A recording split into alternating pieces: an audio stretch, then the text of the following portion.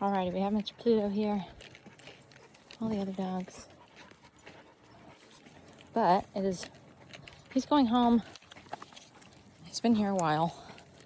And he just, every dog is different, and every dog, there's not a cookie cutter approach or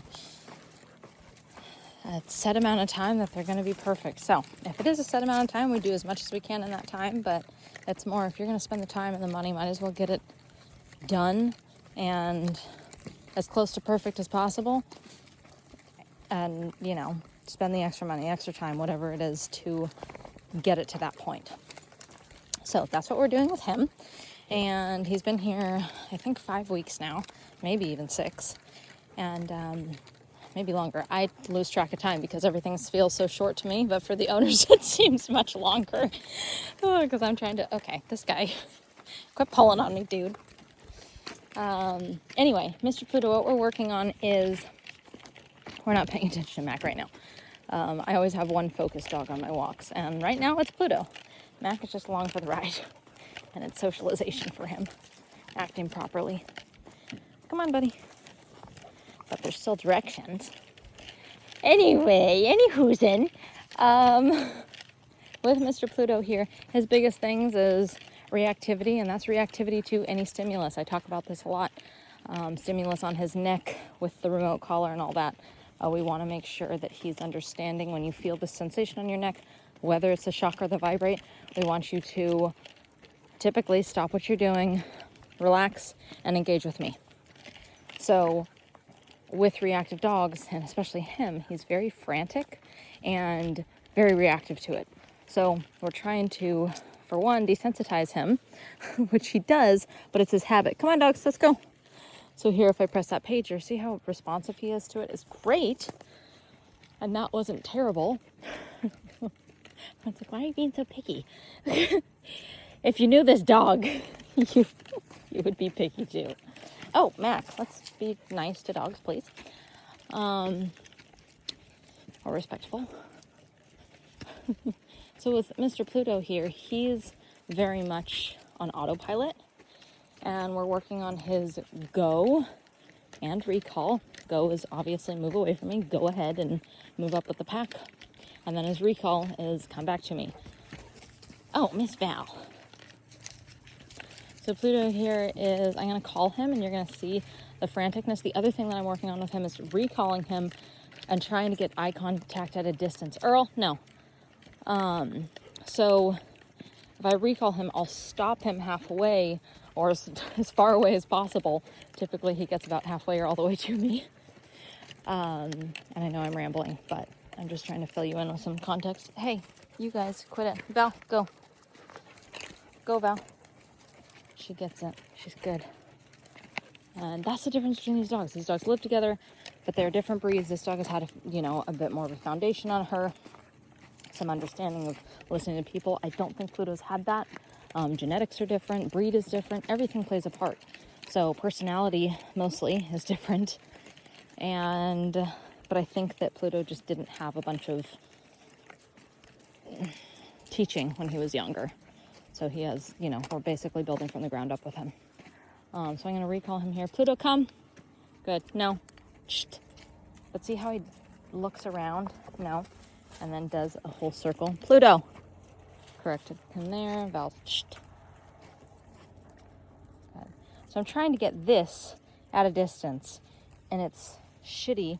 Typically, come on, let's go. I'm gonna run through my leash. Good boy. Okay, you're gonna run through my leash. This is why it's hard to run remotes, have a dog on a leash, do a video, and all of that. Pluto, come. Good. No. Shh. See, I want that. Pluto. Okay, this is too much.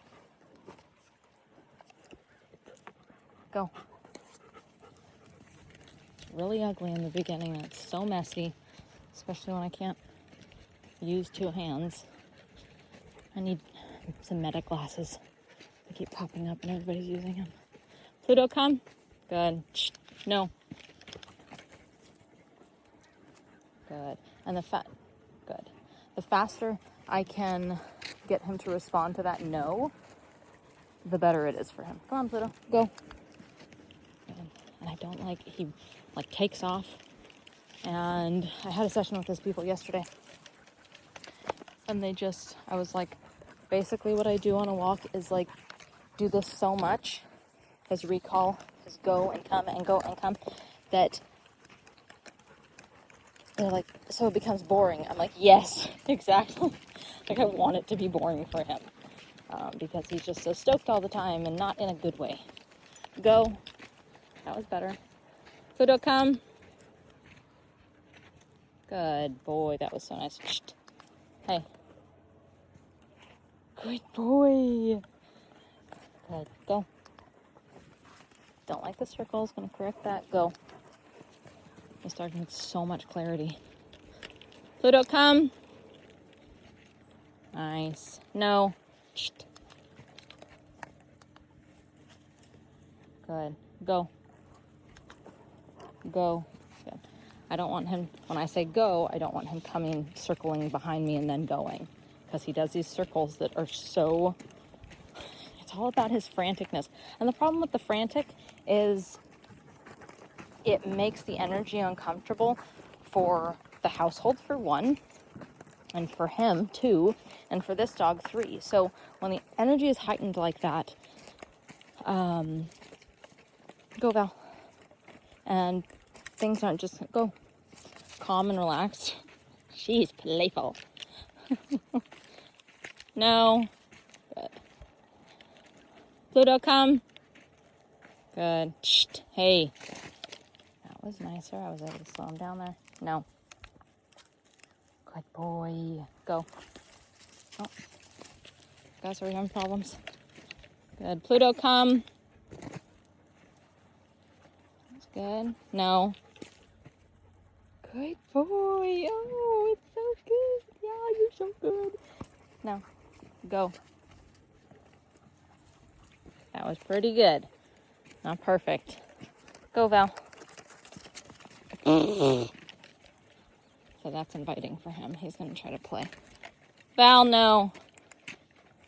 Correct that a little bit. I don't want her. As much as I want her playing, and they can, I don't. Got too much going on for that. Val, no. Good. We don't want the button to make her excited too. And we have two excited dogs on buttons, and that's the opposite of what we want. Pluto, go. That was nice. No. Shh. Hey. Good. I have to make things so freaking clear for this dog. Go. That was nice. I use my correction there. I'm on like 15. It's not necessarily a correction. It's just communication. There's communication levels. There's correction levels. Every dog's perception of that is different. I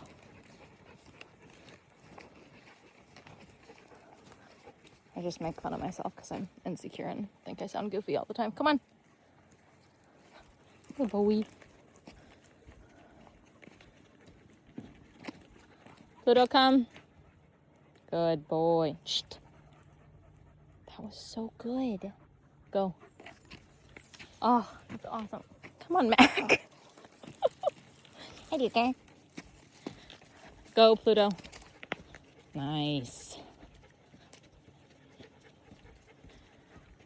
See, like, it's important for people to see the process of it sucking at first.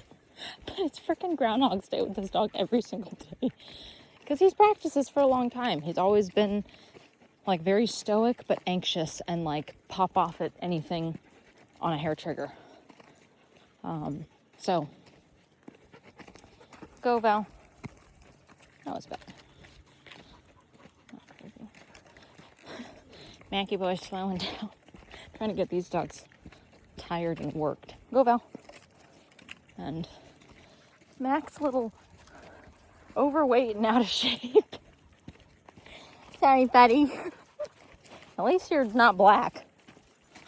That would really suck. Just kidding. That was rude. And a terrible joke. Now I can't post this video. Oh, I meant because these dogs get way hotter because they have black coats and he has a nice white coat and it reflects the sun. Calm down, everybody. Can't say anything nowadays without being harassed. Go, Pluto.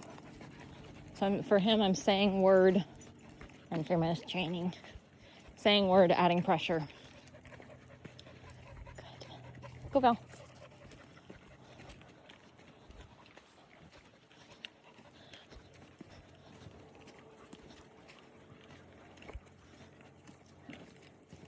Go, Pluto.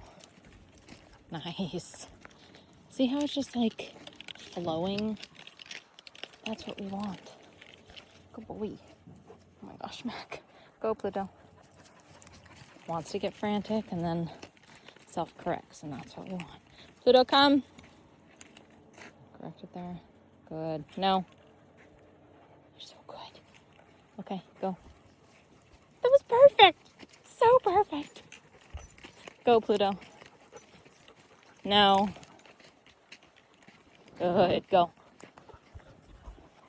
And even then, when he turned around, he gave me eye contact immediately. That's awesome. Go, Duper. What the heck are you doing? I don't know. Just walking here, standing here. I'm just standing here.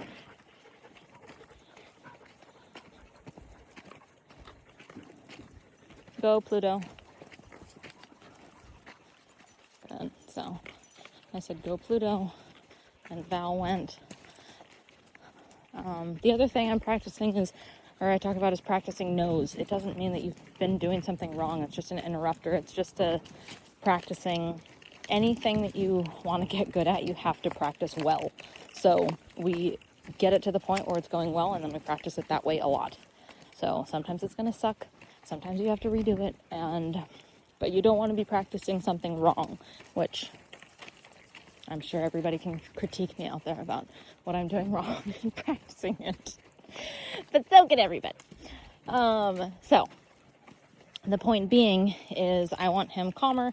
I want his tail. This is like the highest I like his tail. Val's tail is beautiful. Everybody's tail is kind of, or ideally, I look back and there's tails in the air. Dolly in particular. But I want tails in the middle or low and relaxed. So I don't want them high up like a flag. Some dogs ride like that and they're fine. Some dogs, it's an indicator that they are getting excited or too aroused or whatever, and they're going to make bad choices. So when I press button, go. Sometimes go. Go. His tail will go up. Go. Pluto. Go. Go. And then my neck up. Okay, well that was lame, but he did it and he left and he was relaxed and his tail went down further, so I'll take it. Come on, dogs, let's go. Val. Val, come. Val, come. Good girl. What a good girl. You little naughty. No, we're not playing. Sorry. She's like, I can't do anything fun. Val, you're a good girl, but you're here for a reason. All of these dogs are. So, these two are siblings. This one was just adopted. They've had this one about a year.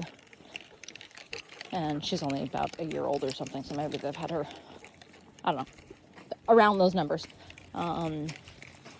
But they also have a Chihuahua. And Pluto was looking at the Chihuahua like it was dinner. Chihuahua's also a little bit of a old grouchy lady who wants to correct everybody. So I told them we got to make these dogs calm, but also maybe check the Chihuahua to make sure that she's not being overcorrective or rude or unfair with her corrections. So I told them by handling these two, keeping them calmer, not having them cause chaos in the household. Because, they would play like crazy. They're in a, it's, for big dogs, it's not a mansion. Like, they don't have a giant room for these, it's a family home. And with a small backyard in a neighborhood, and I mean, their house is beautiful. They have chicken coops in the backyard and garden and all this stuff, but it's not a huge, giant open lawn or something for them to go crazy on. So I told them yesterday, I was like, your house is everything's in its perfect little place. And we want to make sure that the house or the yard isn't the house and the yard isn't for exercise and play.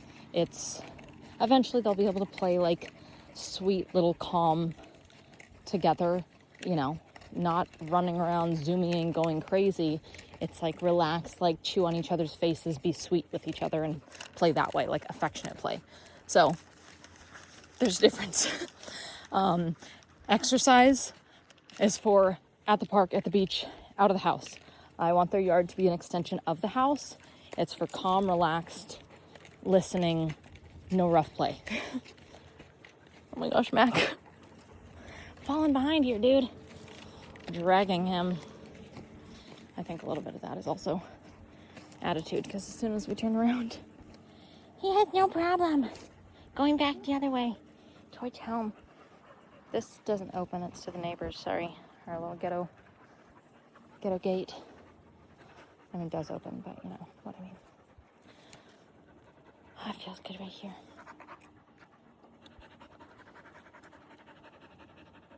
The dirty mop. Someone needs to groom you. Gonna make it, Mac? Yeah, I got it. You poor little weepy eye. All right, let's go. Go, Pluto. Nice. See how his tail goes up? No. Hey, I don't want him frantic with those nose. Hey, I don't want him to do a circle. Good. I want him to engage with me. Pluto, go. Hey, come on. Good. Go. Good. That was nice, and his tail goes down. That is what we want. Good boy. Come on, everybody. Go, Pluto. Nice. Nope, not good. Hey, Earl. But see how the other dog goes next to him, heightens that energy, and then his tail goes up? That's what we don't want, because that's the time that play can turn into fight. Because it's so close. It's both heightened energy. So that goes back to what we were just talking about or what I was just talking about. We were having a conversation about what I was just talking about in the house, practicing calm, relaxed, affectionate play that's mutual and, reciprocal. And then they know how to better respect each other and play. If it's always chaos, if it's always like go hard or go home kind of thing, like it's not good. It's not good for them, their play style. And some dogs have that, but it's good to be able to have a dog regulate their play style depending on the dog that they're playing with. Not every dog is going to play well together or get along or have the same play style, but if you have a dog who knows how to match that, or at least practice it, it's so much better. Val, are you over it? Yeah, take me back to the air conditioning. Oh, see this guy, not having to drag him anymore, except he got stuck on your leash.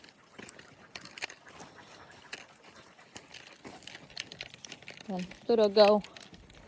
Good. Pluto, come. Good. No. What a good boy. Oh, it made me so happy. Such a good boy. Go. Good boy. Go. Nice. Oh, gives me chills. I say that a lot, but it's actually true. I just, I'm passionate about this stuff. It makes me really happy that when dogs put pieces together, it's so cool. And you know what? That's actually one of the moments that come on, Pluto, let's go. One of the moments I remember when I was working in the grooming shop. Come on, Pluto. Good boy. Yeah, we did this yesterday, and then you were like ready to go after 15 minutes. Yeah, I did that I remember one of the moments where I knew that I wanted to become a dog trainer is I was working in a grooming shop, and this dog was this German Shepherd.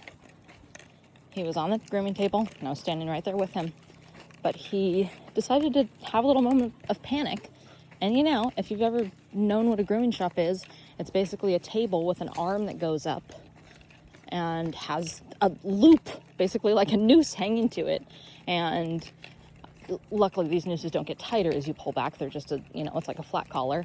But anyway, the dog, it's snug around his neck, and he freaked out, like went to fall off the table with his back legs. And I was standing there. This German Shepherd took the table with him. I caught the table and was standing there. The dog has his front, hey, no, I'm not having a party right now. Thank you very much, ladies. You know, don't worry though. It's the time that you get to play, and I'm really glad you're coming out of your shell. But we, Pluto's last day, let's just keep it all together. So, okay, you guys, I'm interrupting my story for a second. Let me finish this, and then we'll come back to the play thing. Anyway, I'm standing there. This table's in my hand. The German Shepherd has his front legs on the table, grooming loop around his neck. He's stopping. His back feet are on the ground. The table's halfway tipped over. I'm holding it. You guys, it could have been a total wreck. Like, the dog freak out, pull back. I mean, luckily the grooming loop would have come off his neck, but like, could have fallen down. The dog freaks out, pulls the whole table down with him, takes me, like, it could have been awful. But I watched this dog, like, stop and think about what to do. And right in that moment, he realized, I need to jump back up on the table for this to work. And whatever was going through his head, or whatever was going through our communication energy-wise, because I was just standing there, pause, stop. I wasn't freaking out. I wasn't doing anything. He stopped and jumped back on the table. As I, like, tilted it, I saw that he was going to jump back up there. And it was like this... It was such a cool moment. Again, I'm getting chills talking about it. It was such a cool moment to see this dog's brain, like, activate and put pieces together. And that was one of the moments that I was like, I love watching dogs learn. I love when things click for them. I love being able to communicate with them and have them understand things at a distance, through energy, whatever it is. Like, it's so cool, and I will never forget that moment. Being in the grooming shop and realizing, like, this is what I want to do. There's lots of other reasons why, I became a dog trainer, but that moment in time or in my life stood out to me so significantly. And it was just every time that and it's normally around the 3-week mark that dogs are here. Some dogs it's different. But for Pluto, it was a little bit longer. But there's a day or like a moment where it's like, boom, the pieces click and everything starts coming together. And it's like, oh my gosh, it's so special. And I think about that moment in the grooming shop all the time because it's the same feeling that I have. And I get it with every single dog that comes in for training. And for every dog, it's a different time, but it's normally, around 2 to 4 weeks that happens. And obviously with like training sessions and that sort of thing, it happens too. But in board and trains, these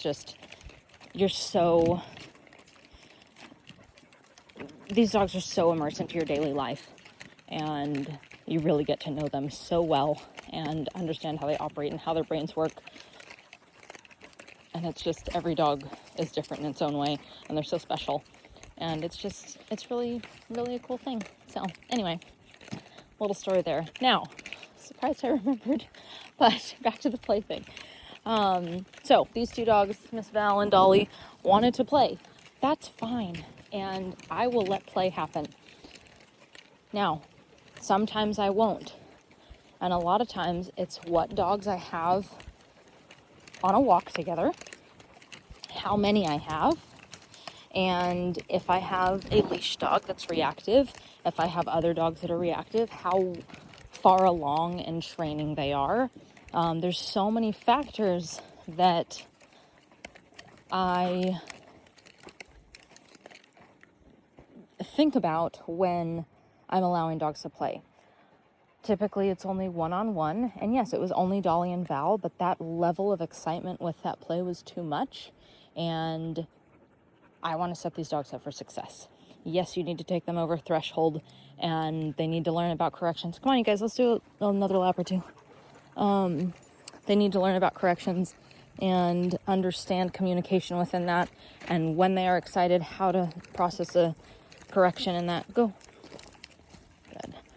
Even when you leave for a minute. Go, Val. Good girl. Come on, Mac, you can make it. That's a good boy. But yeah, play's important, and taking them over threshold. Look at this dog. It's just, no thank you. Come on, Mac. Good boy. So I'll just hold that pressure, and as soon as he moves forward, we release, and then lick it. He's a good boy. Go, Pluto. Good. See his tail go up again. No. Nice. Good boy. Oh, it makes me so proud. Yeah. It makes me so proud. You have slobber on your face, and we just gave you a bath. I know you're out in the dirt and the dust, but, you know, you're not going to get that dirty. It's not like you're rolling around in the dirt. And we need you to dry, and we still need to wash you. There's lots of things to do today, always. Yeah, anyway. This video's half an hour, but it's just, I like these videos because I like to talk. No. Go. Nice. Hey. That was better. It was the slightest slow down and relax of his tail. Good boy. It's so cool. I love it so much.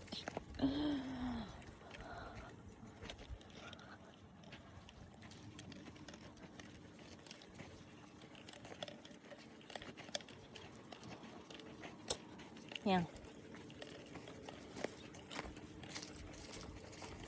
You got stuff in your paws? Yes, I'm Doodle.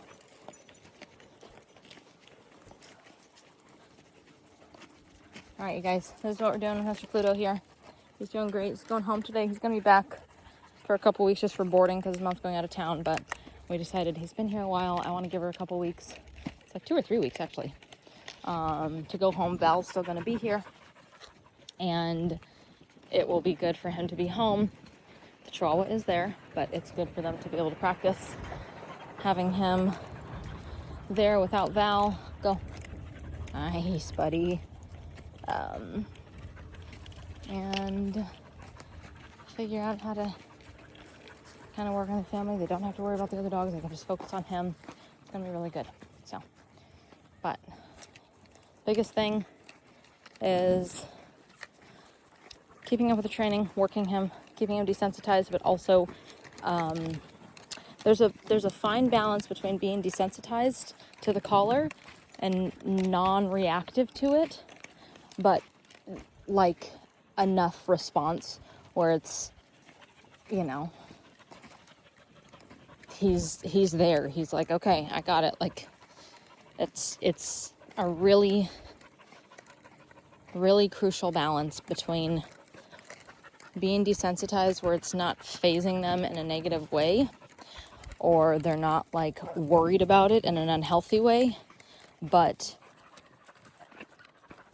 worried about it in a healthy way of respect and wanting to do the right thing because they are afraid of a consequence, or, you know, thinking about their choices and all that stuff. So there's a healthy fear. There's, you know, the same fear that we have of, you know, why we do things out of morals. Like, dogs don't have morals, so we need to make sure that they understand, you know, valuable consequences for their actions until it becomes habit. And, you know, we're overriding nature here. Like, these are predators that we're bringing into our home. Anyway, I'm going on another rant here. remember, they are predators. We are bringing them into our home. There's a time and place for every dog behavior, but they just need to know when it's time. So barking, running, jumping, biting, all of that, it's all appropriate at a certain time. There's a time and place, and a lot of dogs don't